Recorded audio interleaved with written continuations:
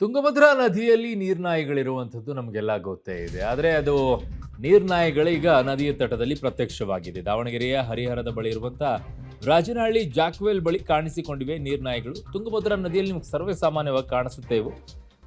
ಈಗ ನೀರ್ನಾಯಿಗಳೆಲ್ಲ ಆಟ ಆಡ್ತಾ ಇವೆ. ಕೇವಲ ಅಣೆಕಟ್ಟು ಭಾಗದಲ್ಲಿ ಕಾಣಿಸುವಂಥ ನೀರ್ನಾಯಿಗಳು ನದಿಯ ತಟದಲ್ಲಿ ಪ್ರತ್ಯೇಕವಾಗಿ ಕಾಣಿಸ್ಕೊಳ್ತಾ ಇದೆ. ಸಮೃದ್ಧವಾಗಿ ಈಗ ಹರಿತಾ ಇರುವಂಥ ತುಂಗಭದ್ರಾ ನದಿಯಲ್ಲಿ ನೀರ್ನಾಯಿಗಳ ಆಟವನ್ನು ನೋಡ್ತಾ ಇದ್ರೆ ಅದೇ ಮಜಾ ಒಂದು ರೀತಿಯಾಗಿ ನೋಡಿ. ತುಂಬ ಚೆನ್ನಾಗಿದೆ. ಜಾಕ್ವೆಲ್ ಇರುವಂಥ ದಡಕ್ಕೆ ಬಂದು ಆಟ ಆಡ್ತಾ ಇವೆ ಅಂತ. ದಾವಣಗೆರೆ ಜಿಲ್ಲೆಯ ಪಕ್ಕದಲ್ಲಿ ಹರಿತಿರುವಂತಹ ತುಂಗಭದ್ರಾ ನದಿ ಸಂಪೂರ್ಣವಾಗಿ ಮೈ ತುಂಬಿ ಹರಿತಾ ಇರುವಂತದ್ದು ನಾವು ದೃಶ್ಯಗಳು ನೋಡಬಹುದಾಗಿದೆ. ದಾವಣಗೆರೆ ಜಿಲ್ಲೆಯ ಹರಿಹರ ತಾಲೂಕಿನ ಬಳಿ ಇರುವಂತಹ ತುಂಗಭದ್ರಾ ನದಿ ಸಂಪೂರ್ಣವಾಗಿ ಮೈ ತುಂಬಿ ಹರಿತಾ ಇರುವಂತದ್ದು. ಇದರಿಂದಾಗಿ ರೈತರಿಗೆ ಆಗಿರ್ಬೋದು ಮತ್ತೆ ಜನರು ಕೂಡ ಸಾಕಷ್ಟು ಒಂದು ಸಂತಸ ಕೂಡ ವ್ಯಕ್ತವಾಗ್ತಿರುವಂತದ್ದು. ಯಾಕಂತ ಹೇಳಿದ್ರೆ ಕಳೆದ 15 ದಿನಗಳಿಂದಲೂ ಕೂಡ ನಿರಂತರವಾಗಿ ಮಲೆನಾಡು ಭಾಗದಲ್ಲಿ ಮಳೆ ಆಗ್ತಿರುವಂತದ್ದು. ಮತ್ತೆ ಒಂದು ವಾರದ ಹಿಂದೆ ಇದು ಸಂಪೂರ್ಣವಾಗಿ ಖಾಲಿ ಇತ್ತು. ಅಂದ್ರೆ ತುಂಗಭದ್ರಾ ನದಿಯ ತಟ ಸಂಪೂರ್ಣವಾಗಿ ಬರದಾಗಿತ್ತು.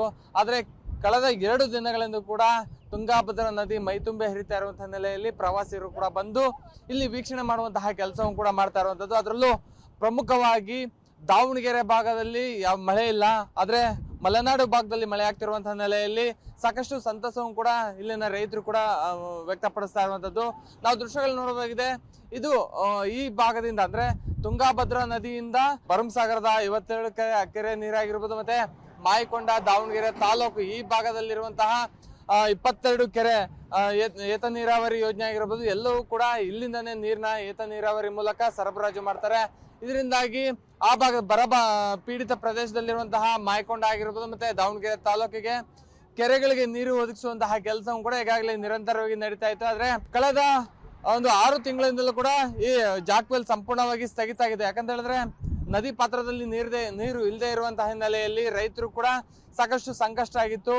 ಇದರಿಂದಾಗಿ ಏತ ನೀರಾವರಿಯಿಂದ ಕೆರೆಗೆ ನೀರು ಲಿಫ್ಟ್ ಆಗ್ತಾ ಇರಲಿಲ್ಲ. ಈಗ ಆ ತುಂಗಭದ್ರಾ ನದಿಯ ನೀರು ಸಂಪೂರ್ಣವಾಗಿ ತುಂಬಿ ಹರಿತಾ ಇರುವಂತಹ ಹಿನ್ನೆಲೆಯಲ್ಲಿ ಇಲ್ಲಿರುವಂತಹ ನೀರನ್ನ ಲಿಫ್ಟ್ ಮಾಡಿ ಅಲ್ಲಿರುವಂತಹ ರೈತರಿಗೆ ಒದಗಿಸುವಂತಹ ಕೆಲಸವನ್ನು ಕೂಡ ಮಾಡ್ತಾ ಇರುವಂತದ್ದು. ಕಳೆದ 3 ದಿನಗಳಿಂದಲೂ ಕೂಡ ನಿರಂತರವಾಗಿ ನೀರು ಹರಿತಾ ಇರುವಂತದ್ದು. ಅದರಲ್ಲೂ ಪ್ರಮುಖವಾಗಿ ನೀರು